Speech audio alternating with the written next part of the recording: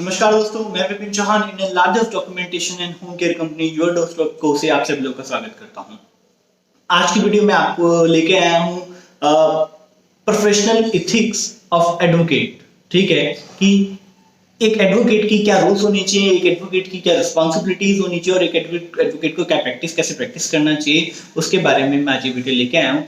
बिना वेस्ट करे हम इस चीज को डिस्कस करते हैं ताकि हम लोग अपने एग्जाम में इसको बहुत अच्छे से लिख पाए।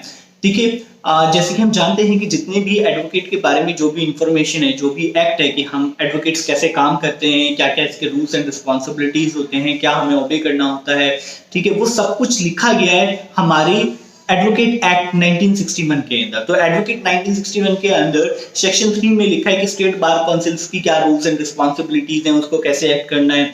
फिर सेक्शन 4 में लिखा गया है कि Indian bar council of India की क्या रूल्स एंड रिस्पॉन्सिबिलिटीज हैं, वो डिस्क्राइब किया गया। उसी तरह रूल नंबर हमारा मैं रेफर कर रहा हूं 11 से लेकर 30 तक लिखा गया है कि एक एडवोकेट की रोल्स एंड रिस्पॉन्सिबिलिटीज क्या होते हैं, उसको कैसे काम करना होता है, उसके रोल्स एंड रिस्पॉन्सिबिलिटीज क्या होते हैं, उसके एथिक्स क्या होते हैं। तो फ्रेंड्स, बिना देरी करे हम इस चीज को समझते हैं और डिस्कस करते हैं। देखिए फ्रेंड्स, जब आपने सुना होगा डॉक्टर्स के बारे में, डॉक्टर्स की भी अपनी एक हिपोक्रेटिक ओथ होती है जिसमें लिखा होता है कि एक डॉक्टर को क्या करना होता है। मतलब अगर कोई पेशेंट उनके पास आया तो उसको हेल्प करनी ही है। ठीक है, ये डॉक्टर्स का होता है। अगर आपको पता है, डॉक्टर को पता भी होता है कि बंदा मरने वाला है, स्टिल उसके बाद भी उसमें लिखा होता है कि हाँ, वो उसकी हेल्प करेंगे और उसका पेन कम करने की कोशिश करेंगे। इसी तरह जैसे हिपोक्रेटिक ओथ होती है, उसी तरह एडवोकेट्स के लिए भी कुछ रूल्स हैं जो उन्हें फॉलो करने होते हैं। ठीक है, तो बिना डिले करे इसको डिस्कस करते हैं।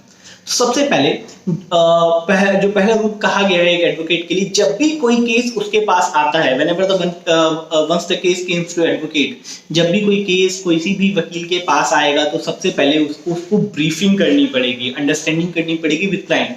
मतलब ऐसा नहीं है कि कोई क्लाइंट आया और आपको उसने केस दिया और आपने ले लिया, आपने देखा ही नहीं कि ये किस चीज का है। तो सबसे पहले आपको वो केस समझना होगा।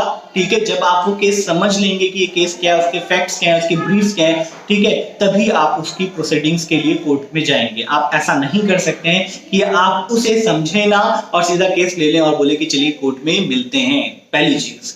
दूसरी चीज, जब आप ऐसा केस ले लेते हैं तो अपने क्लाइंट के जो राइट्स हैं, अपने क्लाइंट्स के जो मतलब आप अपने क्लाइंट्स के फैक्ट्स को इस तरह से अपलोड करेंगे, मतलब दिखाया आपको अपने क्लाइंट्स के जो फैक्ट्स जो उसने आपको बताया है वो आपको वेल मैनर में प्रेजेंट करने हैं कोर्ट के अंदर। ठीक है, चाहे उसके कॉन्सिक्वेंसेस कुछ भी हो। वेल मैनर में प्रेजेंट करने का मतलब है कि अगर कोई रेप केस है, कोई किलिंग केस है, व्हाटएवर द केस, कोई भी केस है, तो आप उसको पूरा वेल तरीके से रेडी करके कोर्ट में दिखाएंगे और उसके कॉन्सिक्वेंसेस से नहीं डरेंगे कि अगर मैं ऐसा करता हूं तो मेरे साथ क्या हो सकता है, मेरी फैमिली के साथ क्या हो सकता है। तो दूसरा यही है कि आप उसको वेल मैनर के अंदर, वेल फर्निश्ड वे के अंदर, ठीक है, एक प्रॉपर एथिक्स के साथ उस केस को प्रेजेंट करेंगे बिना डरे कि आपको या आपकी फैमिली को कोई खतरा हो सकता है। आपको ये नहीं सोचना है। एक एडवोकेट के नाते आपको उनकी हेल्प करनी होगी और वेल मैनर में दिखाना, जो ट्रूथ होगा वो दिखाना होगा। ये हो गया दो चीज। ठीक है, और एक एडवोकेट को जब कभी भी उसके पास केस आता है तीसरे नंबर पे, तो उसको क्या करना चाहिए कि उसे पीसफुली, अगर वो उसको वहीं सुलझा सकता है, उसी लेवल पे सुलझा सकता है, तो उसको वो वहीं सुलझाने की कोशिश करना चाहिए। उसको ऐसा नहीं करना चाहिए कि वो उसको खींच के कोर्ट में ले जाए ताकि उसको पैसे मिले, वो ऐसा नहीं करना चाहिए। एडवोकेट का एक ये भी रिस्पॉन्सिबिलिटी है कि वो उस केस को वहीं खत्म करे। तो मैंने आपको 3 केस में बता चुका हूँ। चौथा केस, जब भी एडवोकेट किसी केस के अंदर इंगेज हो जाता है तो वो उसको टिल द एंड कंप्लीट करना होता है। ये मैंडेटरी नहीं है कि वो उसको टिल द एंड का वो करे, लेकिन अगर वो उस केस को छोड़ना चाहता है, उस केस की प्रोसीडिंग को छोड़ना चाहता है, तो ये बात उसे अपने क्लाइंट को बताना पड़ेगा। प्लस उसको एक नोटिस पीरियड देना होगा कि मैं आपका केस नहीं लड़ सकता हूं, दीज आर द रीजन। उसको एक वैलिड रीजंस देने होंगे और साथ ही नोटिस भी सर्व करना होगा, और जो उसने पेमेंट ली होगी वो भी उसको रिफंड करनी होगी। जैसे कि मैंने पेमेंट्स का नाम लिया यहाँ पे, तो चलिए पेमेंट्स का भी डिस्कस करते हैं। ठीक है, बड़ी दुख की बात है कि एडवोकेट्स के लिए कुछ ज्यादा ही डिफिकल्ट पेमेंट टर्म्स बनाई हुई हैं, तो दुख की बात नहीं बोलेंगे, रियली सॉरी। ठीक है, तो पेमेंट टर्म्स क्या है? पेमेंट टर्म्स ये है कि एक एडवोकेट को पूरा एक अकाउंट मेंटेन करना होता है एक क्लाइंट का, कि उसने उससे कितना पैसा लिया। ठीक है, पहली चीज। दूसरी चीज, जो पैसा क्लाइंट ने उन्हें एक्सपेंस के लिए दिया है उसको वो एक्सपेंस में ही यूज करेंगे एडवोकेट, वो उसे अपनी फीस में यूज नहीं कर सकते। जो पैसा एक्सपेंसेस के लिए दिया गया है उसे आप एक्सपेंस में यूज करेंगे, आप उसे अपनी फी में यूज नहीं करेंगे। ये एक चीज हो गई। इसके अलावा अगर किसी कारण आपका केस की जो फीस होती है वो फिक्स रहेगी हमेशा। आप अपने केस की फिक्स फी जो है वो चेंज नहीं कर सकते कि अगर आप हारे तो इतने देंगे और जीते तो इतने देंगे। What ever the fee will be same, चाहे केस प्रोसीडिंग्स में वो हारे चाहे प्रोसीडिंग्स में जीते, जो फी है वो सेम रहेगी।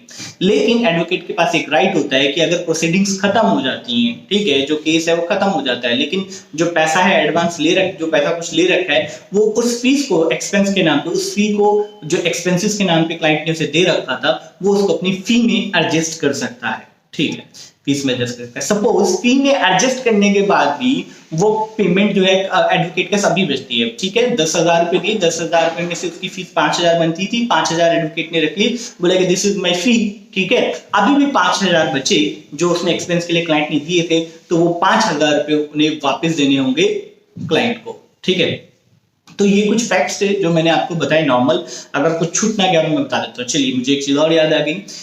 कभी भी एक वकील को, एक एडवोकेट को जो केस लड़ रहा है अपने क्लाइंट को, उसे ओबे करना चाहिए। जो वो कह रहा है उसकी बातों को सुनना चाहिए, उसी के इंटरेस्ट में काम करना चाहिए। ऐसा नहीं है कोई थर्ड पार्टी, उसका पड़ोसी कुछ भी आपको गाइड करेगा और समझाएगा और आप उसको ओबे करना शुरू कर देंगे और अपनी क्लाइंट को नहीं सुनेंगे। तो ऐसा नहीं है, आपको अपने क्लाइंट के प्रति ओबीडियंट होना चाहिए, आपको उसे ओबे करना है, ना कि उसके पड़ोसी या किसी थर्ड पार्टी को। एक चीज ये।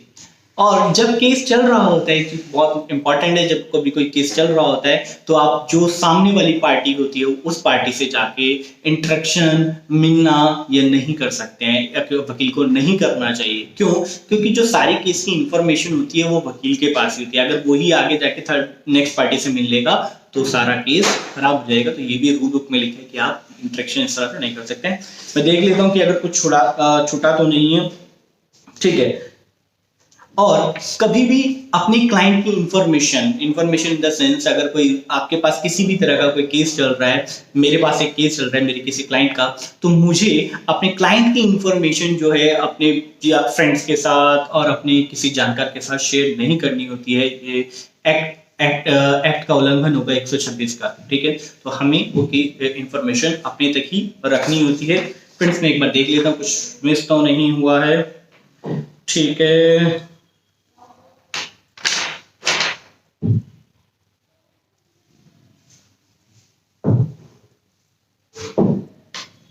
हाँ, एक सबसे इंपॉर्टेंट लास्ट पॉइंट बच गया। रियली सॉरी, मैं अपने नोट्स रिफरेंट कर रहा हूँ, मतलब प्रेफर कर रहा हूँ।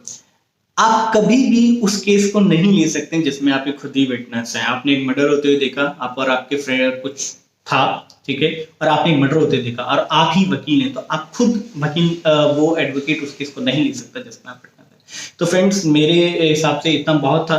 ठीक है, 11 से लेके जो भी 33 तक सेक्शन के अंदर जो भी रूल्स हैं एडवोकेट एक्ट 1961 में, मैंने आपको बहुत ब्रीफली डिस्कस किया।